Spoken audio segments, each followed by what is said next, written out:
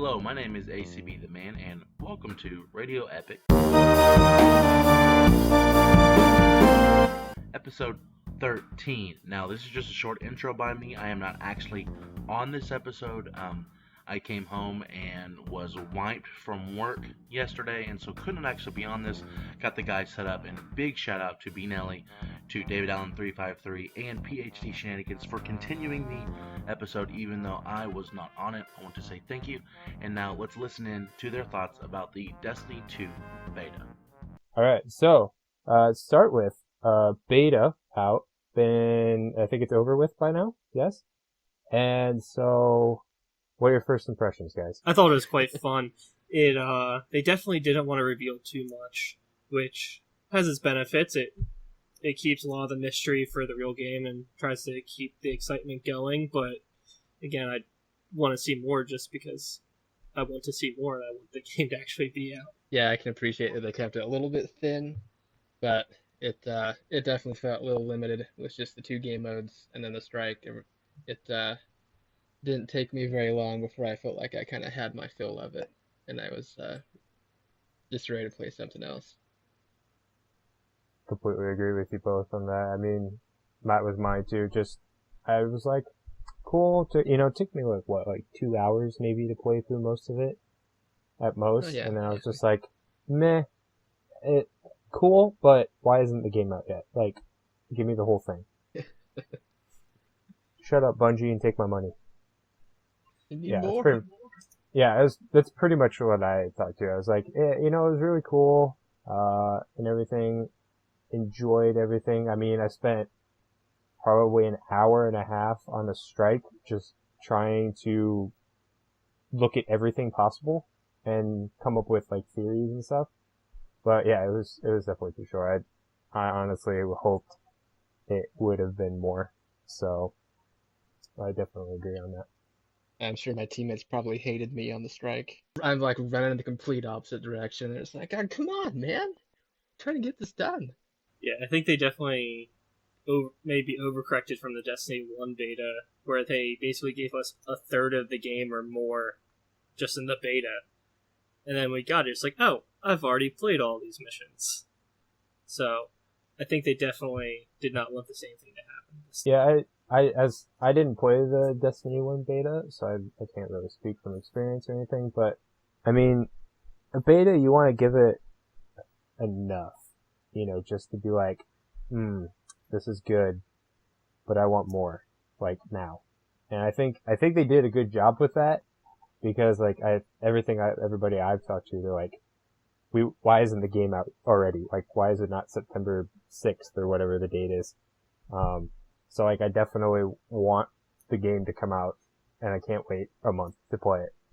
So I think they gave us just enough, but, maybe, I don't know, something maybe a little extra would have topped it off, just made it a little better, in my opinion. Yeah, I think they definitely tried to give us enough to whet our appetites, but also for them to test out their back-end systems.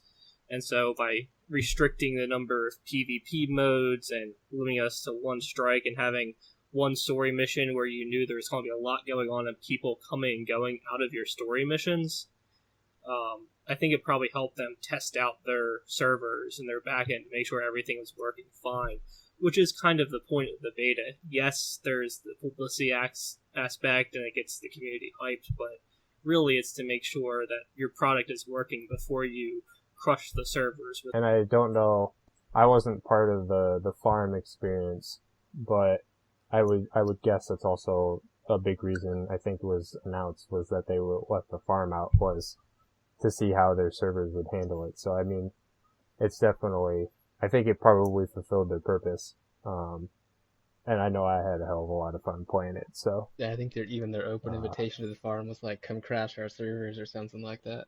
Yeah, and they definitely restricted it so everyone would come in at the same time, and they're probably trying to get as many full instances as they can to make sure their servers can properly balance the load. So, moving on from first impressions, first thing we learn, basically, first thing you do, you pick a class.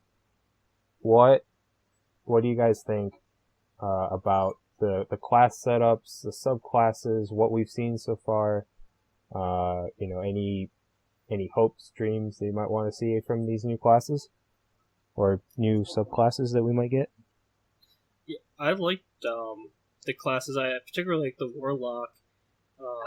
I made a Warlock in Destiny 1, so it was fun to see how they took the same basic play but improved it for Destiny 2. I also like the fact that they kind of built in synergies to the nodes, whereas the Dawnblade had the Attunement of the Sky, where you were a lot about aerial fighting, which will be interesting to see if they can have 2 or 3 different attunements that really change how the class is played. I think after a while, with Destiny 1, all your subclasses got really stale. Like, there's really only one way to play, like, your golden gun. I mean, besides PvP, I hardly ever saw anybody use Stormcaller on a Warlock. It was either self-res, or Nova, even that very rarely. Like, I'm hoping that with some of the new class stuff and the new perks, the different play styles, that, we'll see more, more variety with classes. But I have to say, Titan, hands down, favorite one so far. The thing that I like the most is that they finally all feel different to me. It definitely felt like there was a different play style of each class when I was running through all of them. Even the Crucible, just being able to like get up in the air and soar for a little bit and still shoot people as a Warlock was great, I thought. And then to have that Titan that feels a little more heavy and feels a little more slow than the other two classes, but it just gives you more the sense that you're kind of a tank. And the Hunter was uh, mildly disappointing for me, but it I don't know. I still enjoyed it. It's still gonna be my number one class, I think. Yeah, I think they definitely tried to make the Hunter its own unique thing, whereas the Titan and the Warlock have a lot of abilities that kind of get you to try to group up with your teammates and team shoot. So you have like the Titan Wall that can provide cover for a team, and then you have the Warlock's Health Fountain, where you want to get your teams together. The Hunter skills are really seem to be about going off on your own and trying to be as effective as you They're can really as offensive an compared individual. to the other two. Is what I felt like. The Warlock felt a little more support-ish, and the Titan definitely felt a little more like of a defense character. And the Hunter was really lacking in that, I think, which is I'd like to see the Tether come back specifically for that reason, because it's unless there's going to be like need for high damage output in strikes or raids, it's only going to be so useful, I think, in the PvE end. Right, they do have to do a good job balancing the a little bit extra DPS that they give you for PvP and try to make that useful or interesting at least in PvE, particularly for the raids where it's Yeah. all about teamwork. Well, and I think, too, I would imagine that, we're still looking at potentially getting a third subclass. I would at least estimate that to be the case at some point. I don't know if we've heard specifically or not, but, having a third subclass, that still could leave them room for some improvements, some changes to the missing subclasses on all of them. So we might see something new. Maybe we'll get a reworked Tether from the Hunter subclass or something of that nature. It would be interesting to see what they come up with if we do, in fact, get a third subclass back, which, like I think we will. But, I really did enjoy the playstyle of the Titans specifically because, Titans rule. But yeah, the whole, the movement, recovery, was it resilience was the third? Like, instead of discipline, strength, and intelligence, or intellect, or whatever it was. I think that's going to play a big role in how you play as well, with classes, obviously max armor on Titans, but you're going to be slow as a result. I think that's going to be really cool and really interesting to look around and play with. Yeah, they definitely felt like those I guess skill levels mattered a lot more in Destiny 2 than Destiny 1. Whereas, like, as a Titan, you could just have max armor and then you Titan skate and you'd still be the fastest player in the game. Whereas in Destiny 2, it definitely felt like if you spec'd for low mobility, you were going to be slow.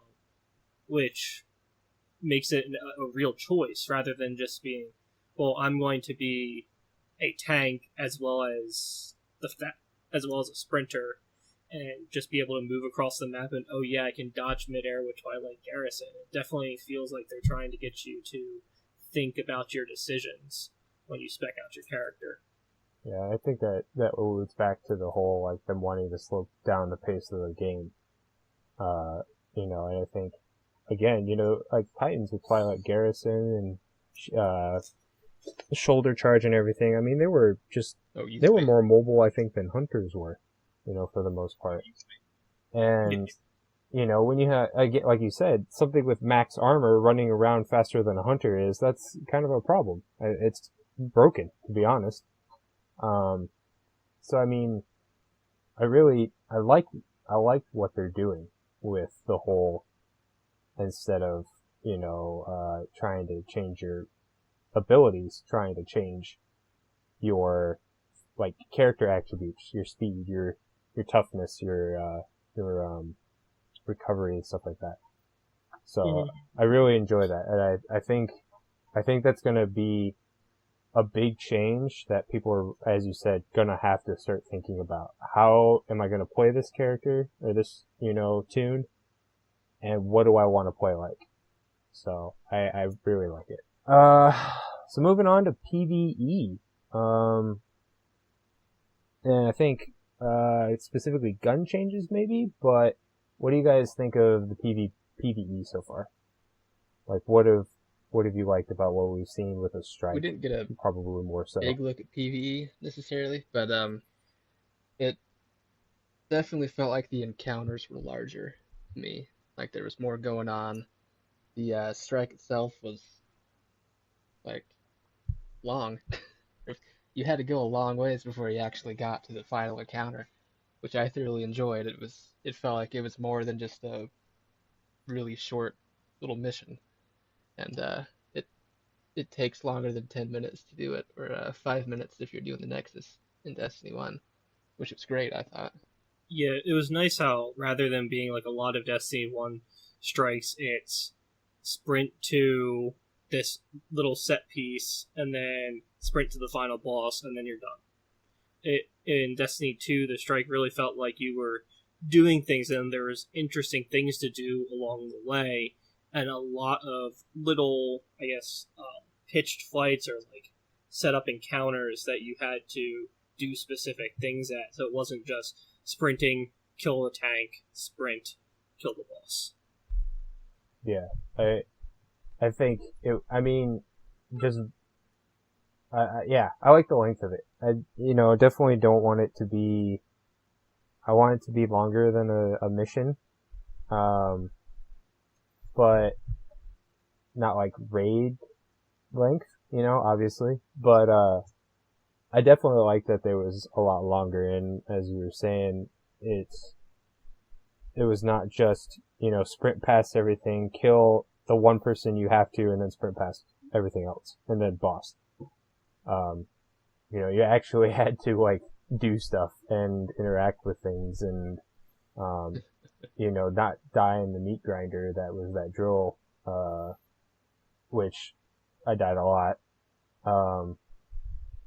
But yeah, it was really cool. I mean, the boss I think was fantastic too, with the 3 different levels, the change in how he attacked you, his movements, that kind of stuff. I think that was great. And if they do more of things like that, where they make the boss, like, you have to think about killing the boss, not just, oh, I'm gonna pew pew until he's dead, kind of thing. Like, you had to run away from Protheon at the end because he would come after you. Not many other bosses would do that.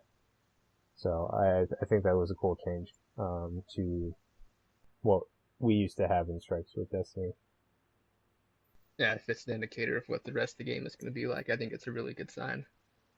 We won't have just like big stationary bosses that sit there and then you shoot at them a little bit, kill away the ads, and turn back to the boss and shoot him while they're not moving.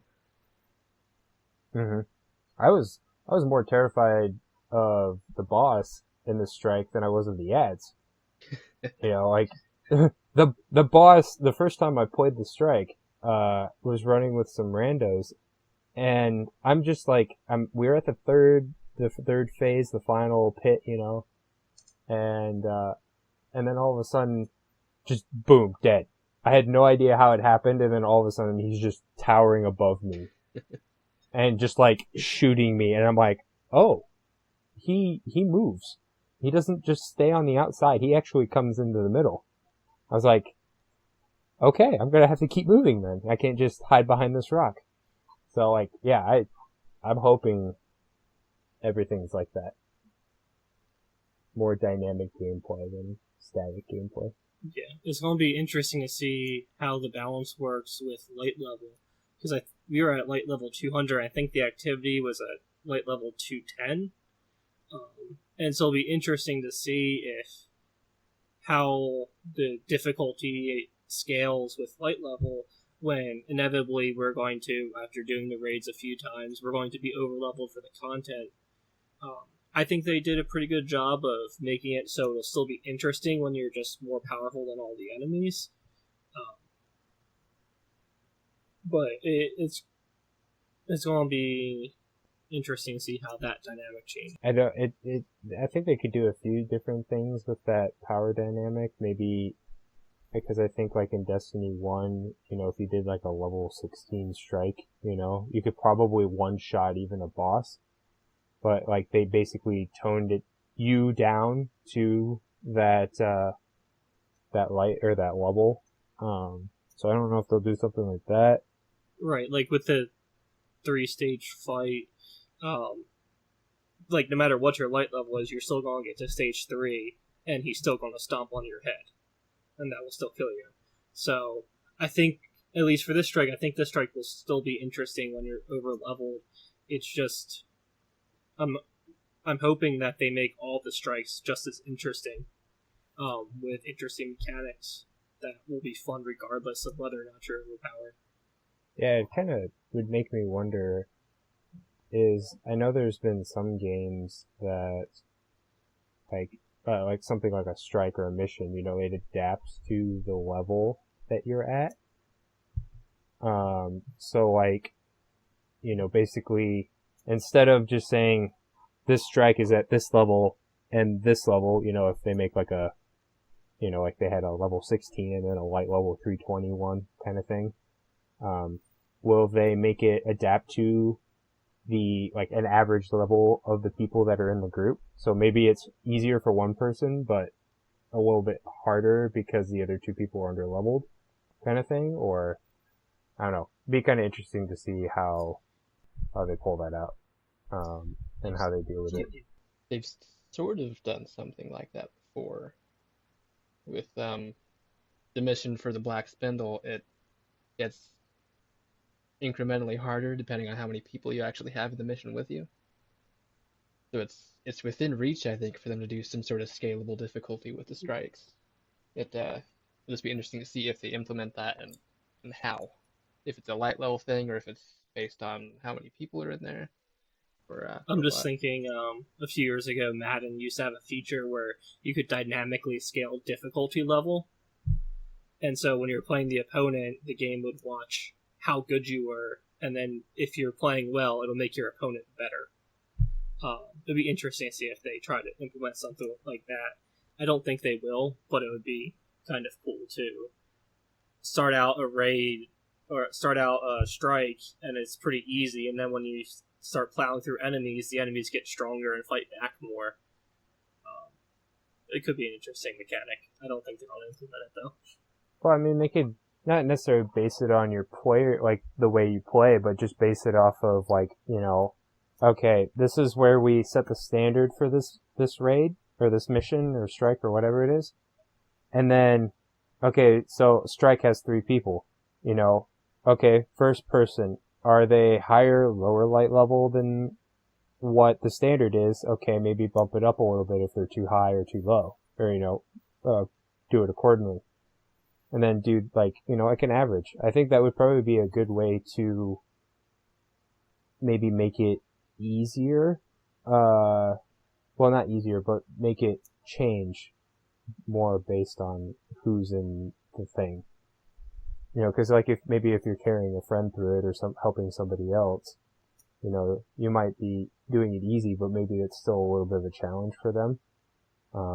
But it's not perfect, but it would be an interesting way to do it, I think. It would keep it fun for everybody too. It wouldn't be you bowling through stuff and then like kind of a frustrating experience for your friend because they can't do anything. Yeah, we'll have to wait and see how they do it, but I don't want it to be too easy, but I want the challenge there. Even at max light, I still want that challenge, of, having the fear of dying, honestly. Like, yeah, I want to go into a strike, even if it's just a strike, and be like, all right, if I do something stupid, like not like jumping off a cliff kind of stupid, but like, don't use my abilities properly or something, I'm gonna die. Not just, oh, I'm standing here and there's like 40 thralls shooting or, trying to punch me. I might die in the next 10 minutes kind of thing. I want there to be an actual challenge. And I hope that with that, what we've seen so far, that's what they actually bring, to strikes and missions and anything we do. It's just a little upsetting because they took away the Warlock's mistake button. So there's no just, I'm just going to be stupid and run out into the middle of the crowd and, I died. Oh well, I'll just come back to life. They're just gonna have to get good, man. That's all it is. I know. Just gonna have to get good. Speaking of getting good, PvP. Destiny 2, PvP. I think most of us in Epic are not great at PvP. We can hold our own. But what do you guys think about the two game modes we saw, and also kind of like your chain? Like, what do you think of the PvP you've seen? Personally, I know like the slowdown on like ability cooldowns and everything is kind of a touchy subject, but I absolutely love the changes that they made. Personally, it's not like the grenade spamming shit show that the Crucible is right now. You've got a good focus on gunplay. I think all the guns felt really good except for the sidearms. They felt a little weak to me, but everything else felt on par. I didn't run into a gun that was like, I can't use this because it's terrible.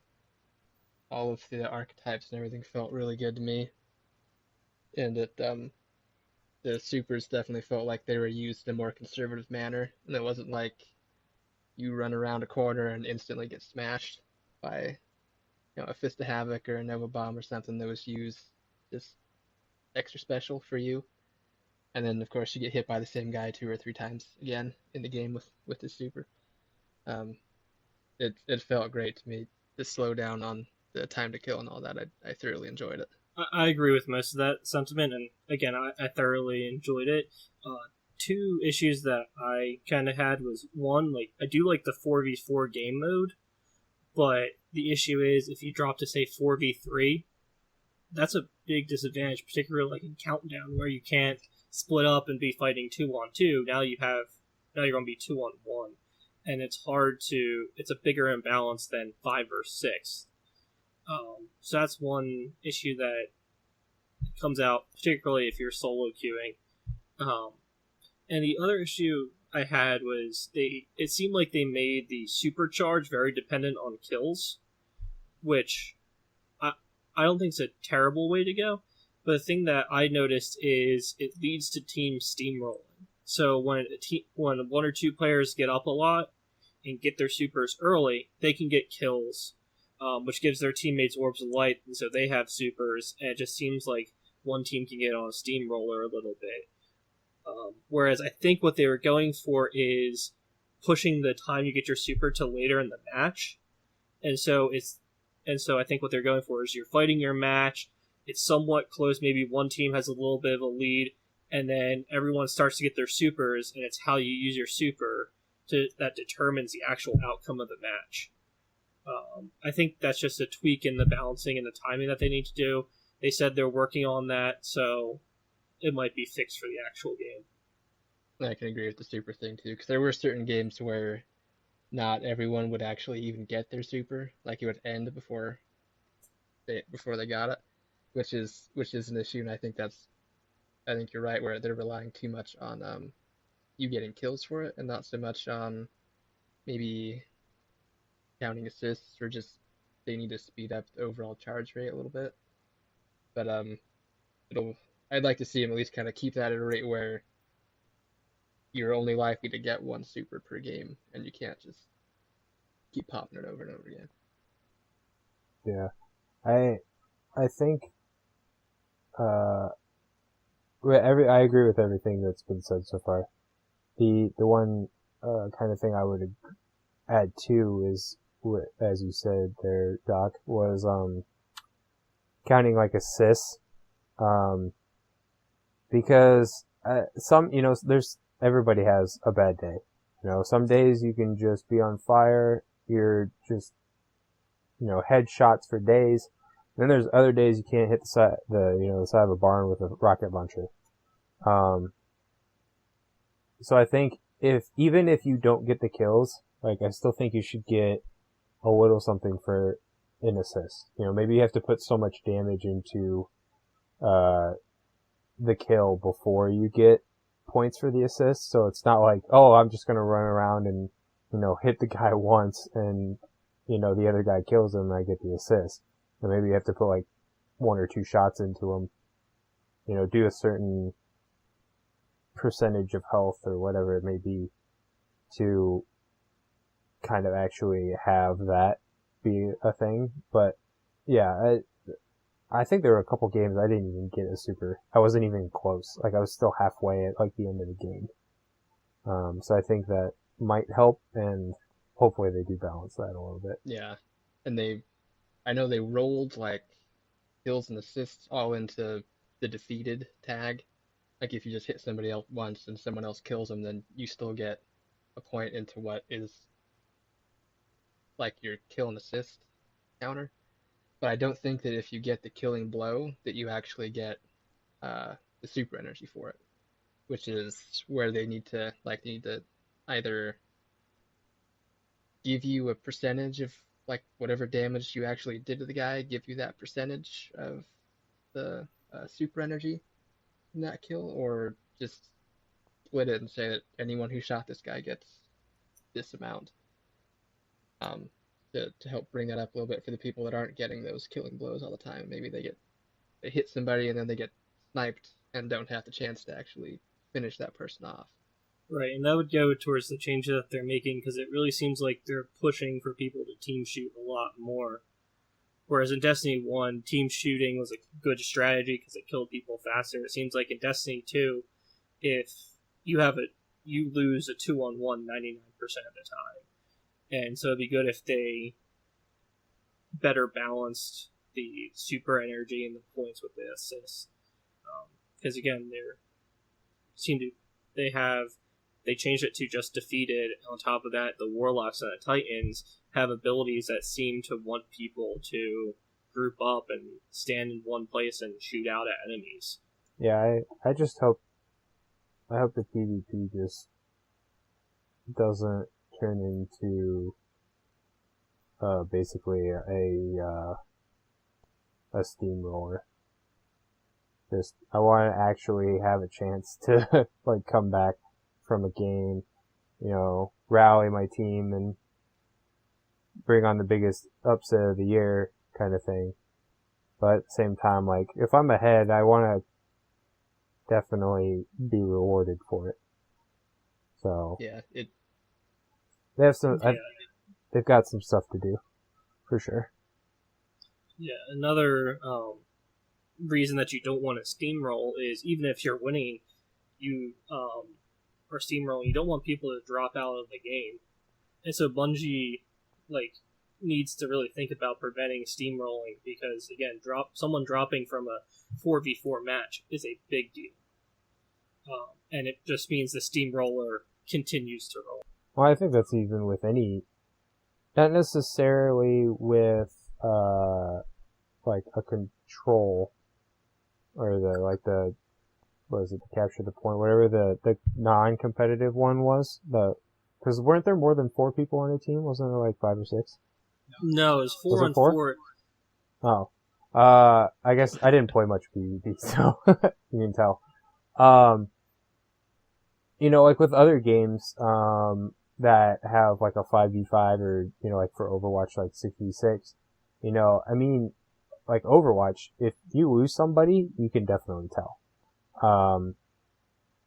It, again, depends on player skill and how willing they are to pull together, but, I mean, solo queue, you're almost pretty much guaranteed to lose, and 4v4, that's correct. And I've played too many competitive games where, somebody's quit because, they're just not able to do anything and they feel helpless.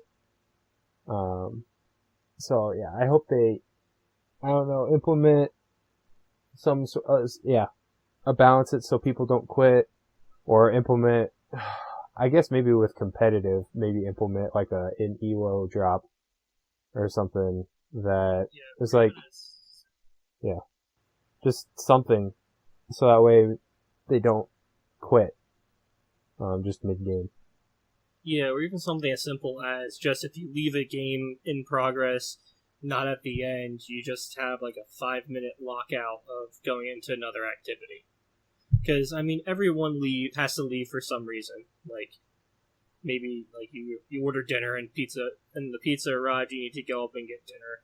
Like, maybe you have to go to the bathroom or something happens. Everyone leaves from time to time. It's not a big deal, but you don't want people who, when a match starts turning bad, they just quit and load into another match. And just having a simple couple-minute lockout would prevent that. I agree. There's a lot of games that have things like that in place, and I don't know any data on it, but I've heard that it helps, from people getting tilted, and not wanting to play more, and then they're just like, oh, I got killed once, it's the start of the game, oh, I'm done, this game's over, kind of thing. So, hopefully they do something.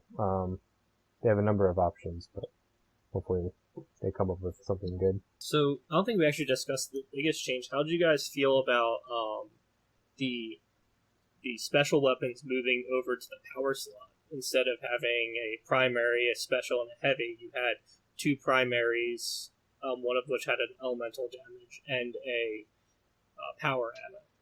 I preferred it personally. There's definitely not as much like shotgun thrall stuff going on, or people camping in the back with icebreakers and all that stuff.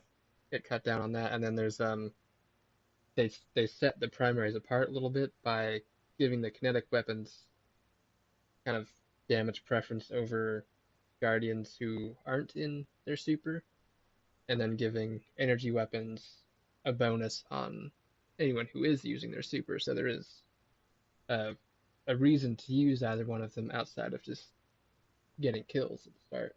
Well, the whole premise again, coming back to the slowing the game down, but also thinking strategically. It just seemed like in Destiny 1, everybody, as you were saying, was standing in the back with their icebreakers and just whatever move they shot at. That's not fun gameplay. I'd rather get in a gunfight with a guy, scout rifle to auto rifle, or hand cannon to auto rifle, or whatever. I'd rather get into a gun battle with somebody else and either lose because I misplayed, or just lose because I misplayed something, or whatever. Maybe his gun was a little better than mine, or whatever it may be. But just getting one shot from the back line because I happened to walk into a guy's path, it's not really all that fun. So I think having more of that game gunplay involved is actually a rather nice change of pace and change of game from Destiny 1. Yeah, I definitely enjoyed the fact that it seemed like the primaries had very distinct ranges in which they were good. Whereas, like, in Destiny 1, pulse rifles are good from basically anywhere other than the closest ranges to pretty decent ranges. Where it seemed like in Destiny 2, a lot of the guns had a very defined range. And if you had the wrong gun for the range and your opponent had the right gun for the range, you were probably going to lose, even if you had a skill advantage over the opponent. If the opponent outthought you, you'll probably lose the engagement, which was a nice change of pace. Whereas before, a lot of the sniper nerfs, like, people were using sniper rifles as close range weapons, which was ridiculous. Quick Throwback to old school COD right there. Just everybody running around just quick scoping people. That was stupid then and it's stupid now. But yeah, I agree that way. It was nice to actually have to think about your, like, the map, you know, where you were playing on the map, because, like, for the competitive, which is what I played the most, you know, you had a very long open corridor where scout rifles, probably pulse rifles, would reign supreme, and then you had that really small area where you can throw in that SMG, throw in that auto rifle, you know, pull out the sidearm if you need to, and really get in close and, you know, work that way. I think you actually, again, have to think about what you're going to use and what you're playing and what the map's like, that kind of stuff. So just the change in gun play in general, I like tremendously. Yeah, you definitely had to pick your battles in the Crucible. I mean, if you had an SMG out in long range, it was not going to happen for you. And it shouldn't. Yeah, exactly. It shouldn't be like where you can, you know, pick people off with a hand cannon from across the map. You know, you should have weapon archetypes that are meant for that, and then have a place for your hand cannon, a place for your SMG, a place for your sidearm and all that. Which it felt like there definitely was in this game, and I thoroughly enjoyed that. I also like the fact that fusion rifles are finally good again. They are, man. The Vanguard one that you got, that thing was a monster. In addition to being just a good gun, they also gave you more ammo than all the other power weapons. So there was no trade-off. I enjoyed that. I imagine that's not going to be the case. I don't know if that was a particularly good fusion rifle, or if the other power weapons they gave us weren't as good. It's going to be interesting to see how it looks in the final build of Destiny 2. But yeah, fusion rifles were fun.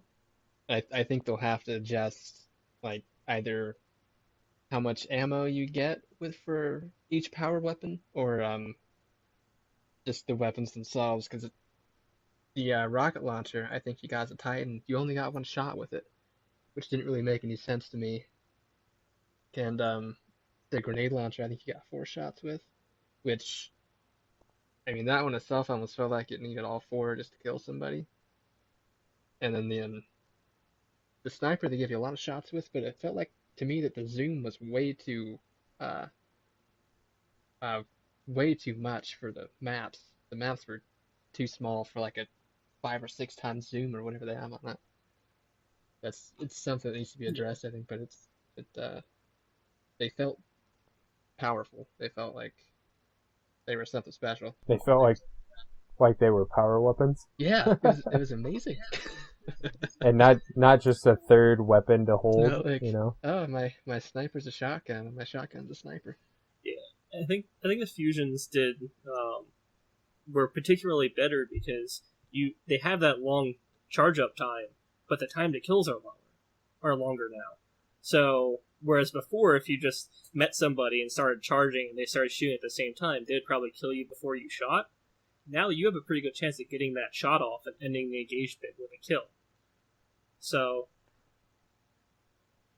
I really enjoyed fusion rifles. Well, we know what David's going to be playing when D2 drops. Just if you could have a fusion rifle in each spot, would you do it? Yeah, I use Vexsmith class for fun now, just because it's fun. All right. So, what has been first off in the Destiny 2 beta? What has been your most, I guess, surprising change, and maybe your least favorite change, if any, with the beta compared to what we've got in Destiny 1 so far? I would say the most surprising change for me is something really small that I didn't expect. Is you're no longer pulled out of your jump for aiming down sights, which seems like a really tiny change, but like particularly with the Warlock, you can completely change your play style. Whereas like now you can actually shoot from the air while gliding over people, and just people aren't expecting when you're having engagement near each other, you're going to go up over their head and shoot down from behind them, which was something that I wasn't expecting and was a lot of fun. I don't think I ever experienced that personally, but that is surprising. Very surprising. My favorite change, I think, was just that all the classes felt different to me. There was something unique about each one, and that's something that I didn't really get the sense of in Destiny 1. And I do have to agree about the jump, though. Not taking you out of your jump when you're going ADS is so nice. You can go up in the air as a Warlock and kill like 2 people before you even touch the ground. Or just jump up to get away from somebody who's chasing you and shoot them while they have no idea where you are. At least favorite change, Well, it all goes back. I don't know. I haven't run into anything yet that I'm like really disappointed in. Probably just needing to speed up that supercharge a little bit, just enough. Just maybe a little bit of balancing in Yeah, PvP. just small tweaks. They don't need to swing the pendulum too far, though.